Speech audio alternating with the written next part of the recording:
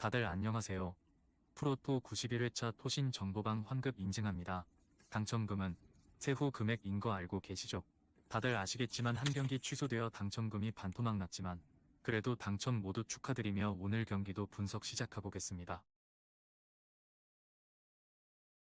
금일 첫 번째 경기 헤타페 대 발렌시아 분석 시작해 보겠습니다.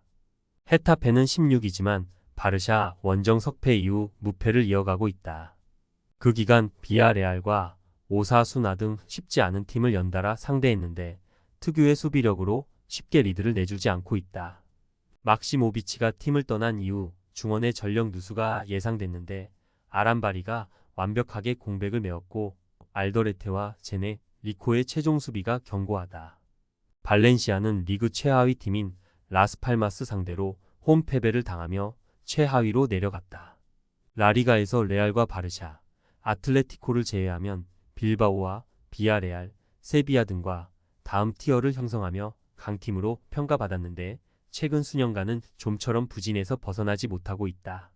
이 경기에는 팀 중원에서 가장 중요한 선수인 페페루가 징계로 나서지 못하는 전력 누수도 있다. 접전을 본다. 헤타페는 팀의 주포인 마요랄이 부상 중이기에 우체와 일디림 등이 최전방에 나설 것이다. 그러나 페페루의 이탈로 인해 원정에서 더 수비적으로 경기에 임할 발렌시아의 최종 수비를 쉽게 넘기 어려워 보인다. 발렌시아가 템백을 불사하는 수비적 축구로 승점 1점을 챙길 것이다. 금일 두 번째 경기 아약스 대 빌럼 분석 시작해 보겠습니다. 아약스는 타 팀들에 비해 한두 경기를 덜 소화했음에도 3위까지 올라왔다.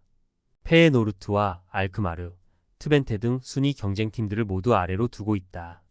최악이었던 지난 시즌을 지나 이번 시즌은 에레디비지에를 호령했던 모습이 서서히 나오고 있다.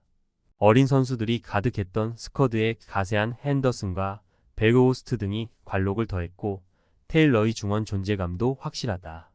빌럼은 휴식기 이후 첫 경기에서 시타르트와 비겼다. 위트와 호벤 등 리그 1, 2위 팀에 패하며 다소 주춤했지만 최근 두 경기에서는 한 골도 실점하지 않으며 승점 4점을 챙겼다. 지난 시즌 에이스터 디비전의 주인공이었는데 승격 시즌에도 충분한 경쟁력을 보이고 있다. 토미 야고와 티르판, 베우네크 등이 나서는 수비가 안정적이다. 아약스의 승리를 본다. 빌럼이 강팀 상대로 무리하지 않고 수비적으로 승점 추가를 노릴 것이다. 그러나 트라오레와 피츠짐, 베르호스트가 최전방에 나와 공격을 주도할 수 있고 반덴 부멘과 핸더슨의 중원 장악이 있을 아약스 상대로 고전이 예상된다. 아약스가 타이트한 일정에도 4연승에 성공할 것이다. 금일 세 번째 경기 몽펠리에 대 툴루즈 분석 시작해 보겠습니다. 몽펠리에는 수 시즌 동안 강등의 위기를 잘 넘기며 리그앙에 잔류했었다. 그러나 이번 시즌은 강등 위험이 갈수록 커지고 있다. 오세르 상대로 1승이 있긴 했지만 최근 3경기에서 11골을 실점하며 전패했고 최하위로 추락했다. 사바니어와 카즈리 등 좋은 베테랑 공격 자원들이 있긴 하지만 페리와 초타르트 등 중원의 경기 영향력이 줄어들었기에 팀이 부진하다. 툴루즈 역시 몽펠리에 못지않게 부진하다. 승격 이후 첫 시즌 만에 컵대회를 우승하며 리그에 새 바람을 일으켰고 닭공으로 성적을 냈는데 팀을 떠난 선수들의 여파가 너무 크다. 아부크랄이 여전히 팀의 공격을 이끌고 있고 이제는 다소 잊혀진 선수가 된 조슈아 킹도 골을 넣고 있지만 닭공의 이미지는 없어졌다. 몽펠리에의 승리를 본다. 툴루즈는 달린가가 떠난 이후 최전방에서 확실하게 해결할 선수가 없다. 게다가 이 경기는 그들이 고전하는 원정이기도 하다. 사바니어와 아담스, 카즈리가 홈에서 공격적으로 경기에 임할 몽펠리에의 연패 탈출을 기대할 만하다. 금일 네 번째 경기 오지 시니스 대 AS 모나코 분석 시작해 보겠습니다. 니스는 최근 4경기 연속 무패를 달리고 있다. 생테티엔 상대로는 이번 시즌 리그앙 한 경기 최다인 8골을 터뜨리기도 했다. 단 무패의 기록이긴 하지만 승리가 한 경기인 건 아쉽다. 랑스와 파리 생제르맹 등 강팀을 연달아 만나긴 했는데 1승 추가에 그치며 중위권에서 치고 올라가지 못했다. 에반 개상이 잘해주고 있지만 확실한 킬러인 테렘 모피의 공백이 느껴진다. 모나코는 지난 라운드에서 릴과 비기며 파리의 1위 자리를 내줬다. 같은 무패로 승점 20점이지만 골득실에서 상대에 밀려 있다. 그래도 태제가 퇴장당하며 수적 열세가 있었음을 감안하면 무승부도 나쁜 결과는 아니었다. 또 주중 챔스에서는 멀티골을 터트린 미나미노를 비롯해 아클리우체와 엠볼로 등의 골이 터지며 츠르베나를 완파했다. 모나코의 승리를 본다. 니스는 로사리오와 보우다우이 등이 팀을 떠난 울리언의 공백을 메우며 중원에서 경쟁력을 보여주고 있다. 그러나 자카리아와 카마라, 때로는 벤세기르까지 중원에서 공격 전개를 하는 모나코 상대로 고전이 예상된다. 엠볼로와 디아타, 일레니케나 등이 공격을 주도할 모나코가 승리할 것이다. 금일 5번째 경기 스트라스부르 대 낭트 분석 시작해 보겠습니다. 스트라스부르는 휴식기 이후 첫 경기에서 파리에 패했다. 교체로 들어온 세쿠마라와 디용의 골이 터졌지만 파리 생제르맹 상대로 승점을 따내긴 어려웠다.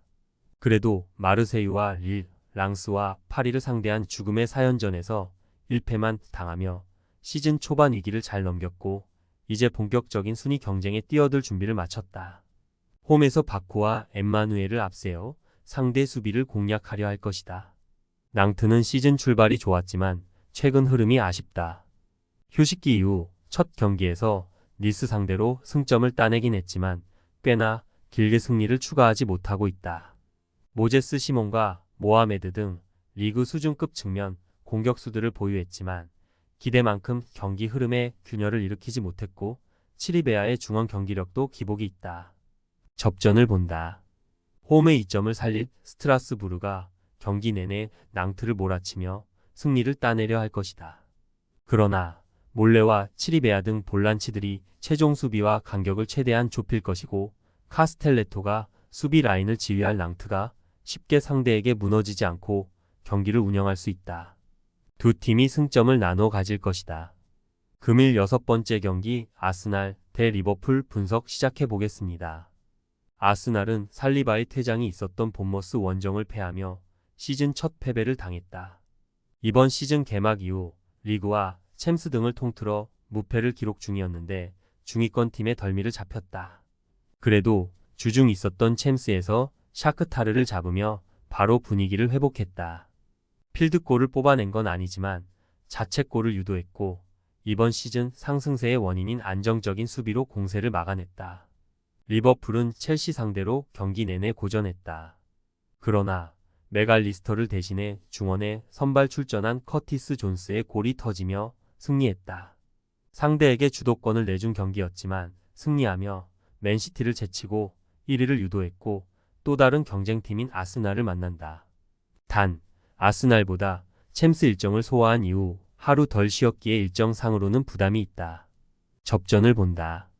아스날은 이번 시즌 홈에서 확실하게 승리를 따내며 선두권을 유지 중이다.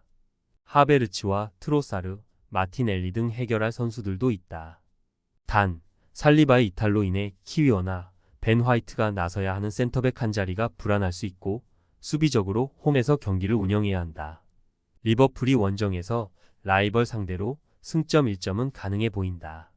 토신 최종 조합은 영상 아래 고정 댓글로 말 걸어주시면 토신 정보방에서 무료로 공유해드립니다. 제발 손해보면서 토토하지 말고 다같이 웃으면서 즐겁게 베팅합시다. 함께 하실 분들은 부담 갖지 마시고 편하게 말 걸어주세요.